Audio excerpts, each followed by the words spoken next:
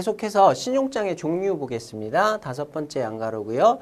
선적 서류 첨부 여부에 따른 구분해서 화환 신용장과 무화환 신용장이 있는데 선적 서류가 첨부가 되어 있다라고 하면 화환 신용장이 되고요.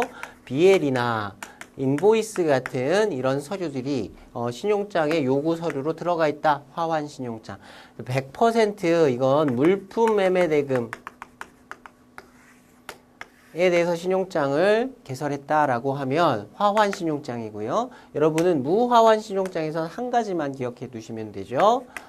스탠바이 크레딧 보증 신용장 기억나실 겁니다. 자, 보증 신용장만 무화환 신용장이다. 보증 신용장의 경우에는 이런 BL이나 인보이스 같은 거 전혀 요구가 되지 않는 신용장이었어요. 자, 그 다음에 두 번째 취소 가능 여부에 따른 분류되어 있는데요. 취소 가능 신용장과 취소 불능 신용장으로 나눠 놓긴 했지만 UCP에서 얘기하는 신용장은 기본적으로 다 취소 불능 신용장이고요.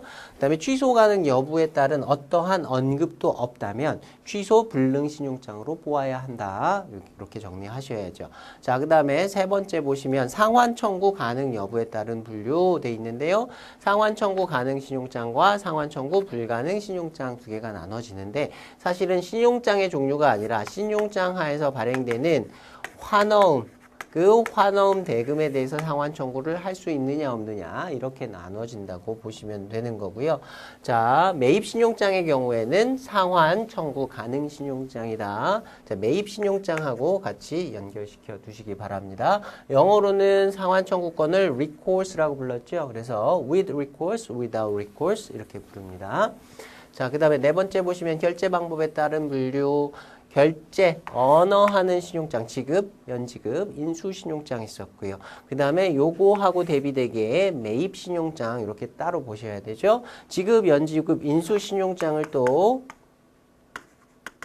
straight LC 이렇게도 부릅니다. 자, straight LC라고도 부르고 얘하고 대비되는 개념은 매입 신용장. 자, 매입 신용장에는 특별한 문구가 하나 더 들어있죠. 환어음의 발행인, 수익자나 배서인, 그 환어음을 배서한 사람, 선의의 소지인, 환어음을 소지하고 있는 사람, bona fide holder라고 쓰는 부분도 혹시 영어 쪽에서 나올 수 있으니까 같이 익혀두시고요. 선의의 소지인, 선의의 소지인이라는 사람은 이거 그래서 뺏어온 거 아니고요. 주워온 거 아니고 훔쳐온 거 아니고 정상적인 절차를 통해서 환어음을 소지하고 있는 사람. 대부분 수취인을 얘기하는 겁니다. 환어음상의 그 대금을 받을 권리를 갖고 있는 사람. 신용장에서 매입 신용장에서 선의의 소지인은 매입은행이 됩니다. 네고뱅크가 선의의 소지인이 되고 이에 대한 지급 확약 문구가 기재되어 있는 것이 매입신용장의 또 특징이 되죠. 그래서 개설은행에서 매입신용장을 개설해 주면서 환어음의 발행이나 배서인이나 선의의 소지인에 대해서 일치하는 제시가 있는데 우리가 반드시 지급하겠다라고 하는 문구가 그 스트레이트 신용장, 지급, 연지급, 인수하는 언어하는 신용장과 달리 추가적으로 기재되어 있다. 이 부분도 시험에 자주 출제가 되는 부분이니까 정리해 두셔야 되고요. 자, 그 다음에 매입은행 지정 여부에 따른 구분 내용을 또 보겠습니다. 자, 매입 신용장인데 매입은행을 지정했느냐 아니면 모든 은행에서 다 매입을 가능하게 풀어두었느냐 그 여부에 따라서 자유매입 신용장과 매입 제한 신용장 이렇게 나누게 되는 거죠. 자, 자유매입 신용장에서 그 예문 보시면요. available with by any bank by negotiation 이렇게 만약에 문구가 써 있다. 자, 이 신용장은 매입 신용장인데 어디서 이용할 수 있느냐? 애니뱅크 모든 은행, 아무 은행이나 다 가서 이용할 수 있다. 그래서 수익자 입장에서는 자기가 원하는 은행 아무 데나 찾아가서 다 매입을 의뢰할 수 있는 거고 수익자 입장에서 보면 좀 편리한 신용장이라고 볼 수 있겠죠. 자, 이 자유매입 신용장을 영어로 뭐라고 부르는지 이 부분도 좀 체크를 해 두시기 바랍니다.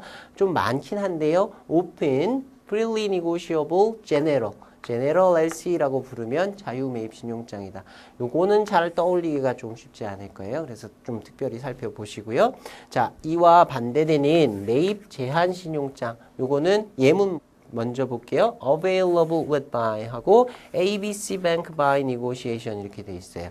또 매입 신용장인데 매입을 어디 가서 해야 하냐면 ABC Bank 이 은행에 가서만 매입을 하도록 해놨어요. 그래서 어느 특정 은행에서 매입을 하도록 이렇게 제한해 놨다. 그래서 매입 제한 신용장이라고 하고 영어로는 restricted LC 또는 special LC 이렇게 부릅니다. 자, general LC는 자유매입 신용장, special LC는 매입 제한 신용장. 잘 연결이 안 될 만한 단어예요. 그러니까 좀 눈여겨서 잘 봐두시기 바랍니다.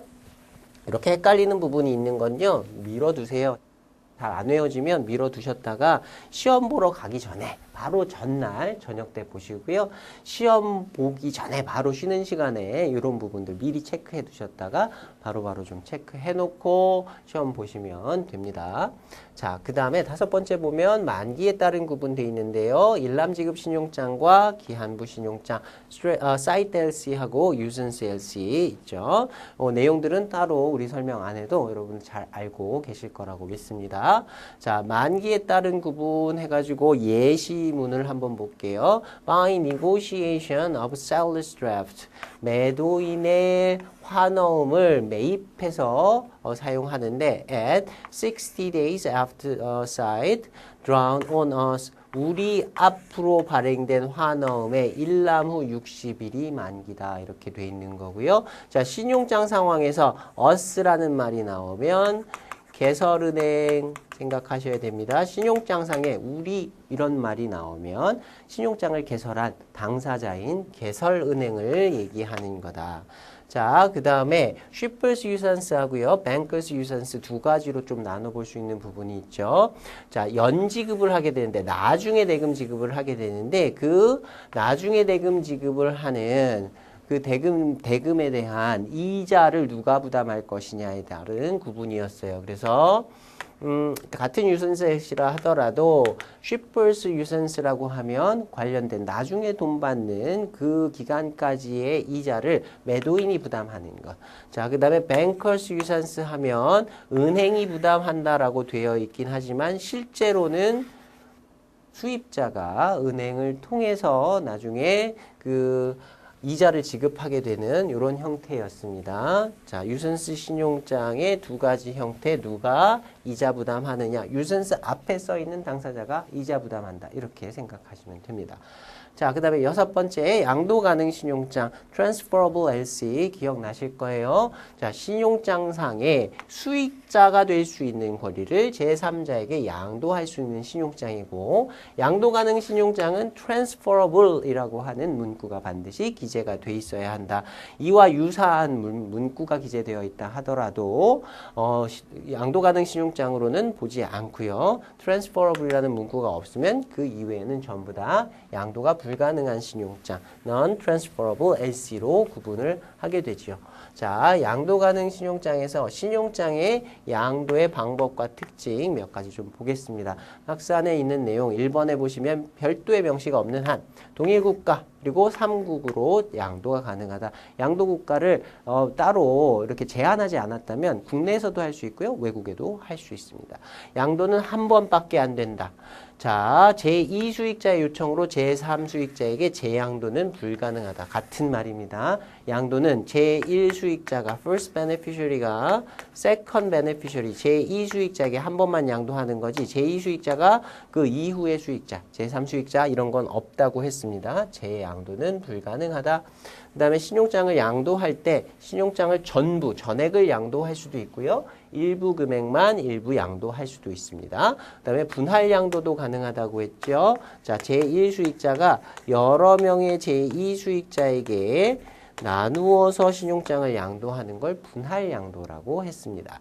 자, 그 다음에 5번째 보시면 양도된 신용장은 원신용장의 조건과 그 조건이 일치해야 하는 게 원칙인데 예외가 몇 개 있었죠. 감액 단축 가능한 내용, 금액과 단가, 금액 관련된 내용 하고요. 그 다음에 기간과 시간과 관련된 선적기간, 유효기간, 서류 제시기한은 다 줄일 수 있는 부분이었습니다. 제1수익자가 제2수익자에게 넘겨줄 때 금액도 좀 줄일 수 있고요. 제2수익자가 이행해야 하는 어떤 기간들 좀 줄여가지고 자신이 일할 시간을 만들어 놓기 위해서 줄일 수 있다. 자, 그 다음에 증가 가능한 것도 있었습니다. 보험 부보 비율은 증가될 수 있다. 제2수익자에게 금액을 감액해서 넘겨주면 제2수익자는 감액된 금액으로 보험의 110%를 부보하게 되면 원신용장의 조건하고 달라져요. 자, 예를 들어서 100불짜리 신용장에 보험을 부보한다고 하면 다른 조건이 없다면 110%인 110불로 보험에 부보해야 될 텐데 제1수익자가 제2수익자한테 예를 들어 80불로 양도를 했다. 그러면 제2수익자가 110%로 보험 부보한다면 88불밖에 안 되는 거죠. 원신용장의 조건 110불로 보험이 부보가 돼야 되기 때문에 보험 부보 비율은 증가될 수 있다. 그래서 예외의 부분 감액 또는 단축할 수 있는 부분과 증가 가능한 부분 따로따로 정리 반드시 좀 잘 해두셔야 됩니다. 자, 계속해서 7번째 보증신용장과 청구보증 보겠습니다. 보증신용장 우리 금방도 살펴봤던 스탠바이 LC 그 다음에 청구보증은 디맨드 개런티라고 부르는데 이름은 다르지만 신용장이라는 이름이 붙었고 청구보증이라는 이름이 붙어 있지만 둘은 본질적으로는 똑같은 거다라고 생각하면 된다고 말씀드렸어요. 자, 보증신용장은 말 그대로 보증을 해주는데 은행이 신용장의 틀 안에서 보증을 해주는 거다. 껍데기만 신용장이 씌워져 있는 것이지 실제의 내용은 보증하고 똑같다라고 생각하시면 된다고 말씀드렸습니다. 그래서 내부적인 내용은 거의 똑같고요. 자, 보증신용장의 경우에는 ISP라고 하는 보증신용장 통일규칙이 적용이 되고요. 청구보증 통일규칙은 URDG라고 부르는 이런 규칙이 또 따로 있습니다. 그래서 청구보증과 보증신용장에 적용되는 규칙이 서로 다르다라는 정도만 봐두시고요. 본질적으로는 내용은 똑같다. 우리 뒷부분에서 살펴보게 될 텐데요. 플랜트 수출 같은 장기간에 굉장히 고액의 어떤 프로젝트를 진행할 때 이행보증을 요구하게 됩니다. 이 이행보증을 보증신용장이나 청구보증으로 할 수 있다. 옆에다가 하나 좀 적어 두시고요. 나중에 플랜트 수출 가서 이행보증 얘기가 나오면 보증신용장과 청구보증 다시 한번 좀 떠올려 보시기 바랍니다. 자, 그 다음에 8번째 보시면 기타 신용장의 종류라고 되어 있는데요. 기타 신용장이라고 되어 있긴 하지만 종류들이 몇 개 좀 됩니다. 자, 처음에 스위프트 신용장은 스위프트는 은행들 간의 통신망이라고 말씀드렸어요. 그래서 전자적인 방식으로 요새는 이제 서류를 직접 신용장 개설 통지를 이렇게 하지 않고요. 전산을 통해서 은행 간의 전산망을 통해서 한다. 그래서 그렇게 전신으로 통지된 신용장을 스위프트 신용장이라고 부릅니다. 자, 회전 신용장, 리볼빙 LC는 재사용이 가능한 신용장이었어요. 한 번 신용장 한도 설정해 놓으면요. 한 번 쓰고 나서 또 쓰고 또 쓰고 동일한 거래, 유사한 거래를 동일 당사자 간에 계속해서 반복하는 경우에 한 번 신용장 개설해 놓고 계속 돌아가면서 쓸 수 있다. 재사용 가능한 신용장이다.